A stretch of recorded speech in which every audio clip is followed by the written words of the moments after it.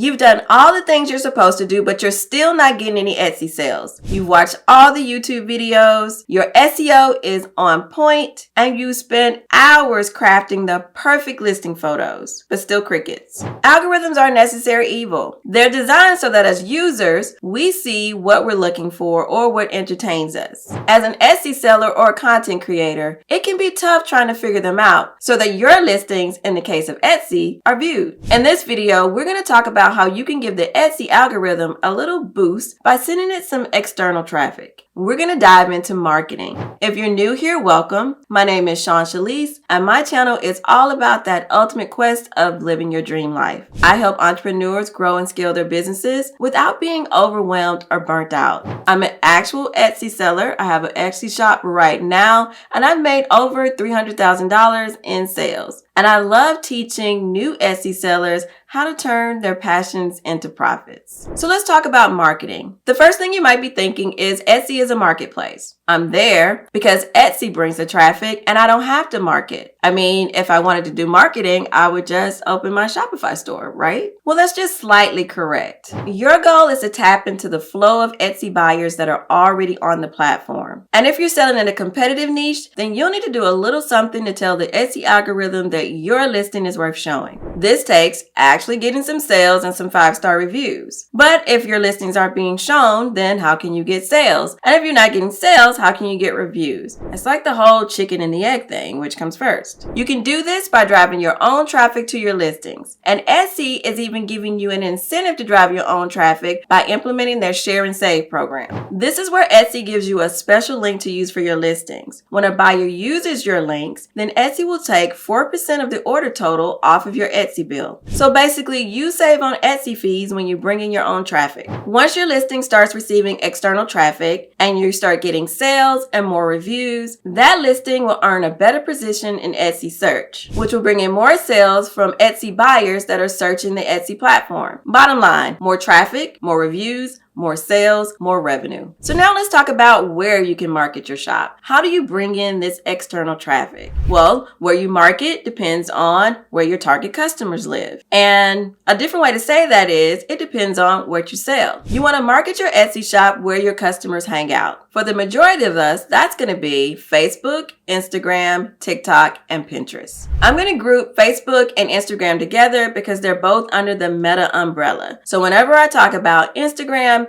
Facebook is going to be included. Now, when it comes to TikTok, TikTok is a monster right now when it comes to marketing. And I mean monster in a good way. But TikTok has TikTok Shop. And to really reap the benefits of TikTok, you need to have a TikTok Shop. So think about it. TikTok is going to push more customers towards their own shop than pushing them off the platform into Etsy. Now, am I telling you if you have an Etsy shop and you don't have a TikTok Shop that you shouldn't market on TikTok? No, I'm definitely not saying that. What I'm saying is that you can just repurpose your Instagram content for TikTok. And then if you decide to open a TikTok Shop, then you can really focus on TikTok specific content. One thing about marketing on social media is that it is not necessarily easy. When you first get started, it's going to be a little time consuming. So you want to repurpose as much as you can. So if you focus on Instagram, repurpose on TikTok, and push the traffic to Etsy, that's going to be a better strategy than trying to make different content for all of your different social media platforms. And then we have Pinterest, which is often overlooked. Pinterest is a major search engine, and Pinterest users are on Pinterest for a reason. They are there looking to buy something now or later. Think about it. When you go to Pinterest and you're looking for maybe things for your home or clothes that you want to buy, you're really creating a curated list of things that you want to purchase. So you want your Etsy shop or the items in your shop to be a part of people's lists. Most of the time when you go to Pinterest, you're not there for entertainment. You are there because you are looking for inspiration. You are looking for things to buy. Okay, now let's go into some strategy. And we're going to start with Instagram. When it comes to Instagram, the key is consistency. Once you create your Instagram account for your business, You want to post consistently. You want the Instagram algorithm, and yep, another algorithm. You want the Instagram algorithm to know that you are there, serious about your account, so it will start bringing new followers to your Instagram profile. And these new followers are your potential buyers. I am by no means an Instagram guru. I'm actually just starting a new account for Healthy, Wealthy, Successful, and I'm in the process of building it. And it is a slow process, but I am being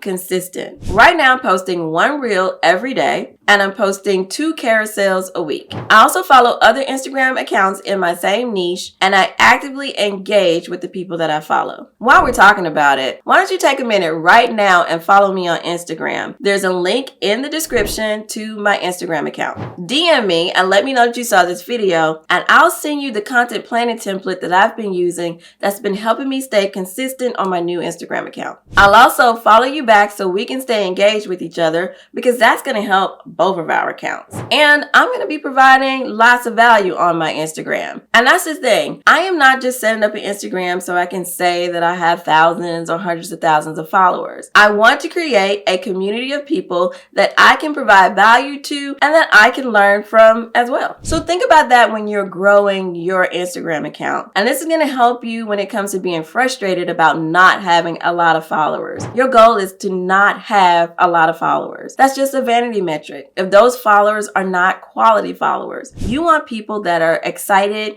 and interested in what you sell. So don't get hung up on the numbers. Focus on growing a healthy, engaged following. When it comes to what to post, there's so many options. You can post pictures of your products. You can show yourself making your products. You can show anything behind the scenes of your business so your customers get to know you. You can post customer testimonials, and depending on what you sell, you can also educate the customer. For example, let's say you make beautiful scarves. You can post reels on how you take those scarves and tie them in different ways. As an incentive for following you on Instagram, you can offer special discount coupon codes that are only available to your Instagram followers. And what's really cool is with DM automation, you can have people comment a word or phrase on your Instagram post, and then you can automatically send them that discount code. It just makes it easier for you to interact with your followers. When it comes to your content, just be yourself and provide value. And remember that on Instagram, when you post reels, that's the best way to have your content seen by people that are not currently following you. And when you post stories, that's a way for you to engage with your existing followers. So you're going to nurture your current followers with your stories, and you're going to find new potential followers with your reels. Now let's talk about Pinterest. In my opinion, Pinterest is so much easier than Instagram. And that's because if you're on Etsy, you already have those awesome listing photos, and you're just going to use those same photos as your pins that you're going to post on Pinterest. If you haven't already created a Pinterest account to support your Etsy shop, I want you to do that now. And you can connect your Pinterest account directly to your Etsy shop, so when someone clicks on one of your pins,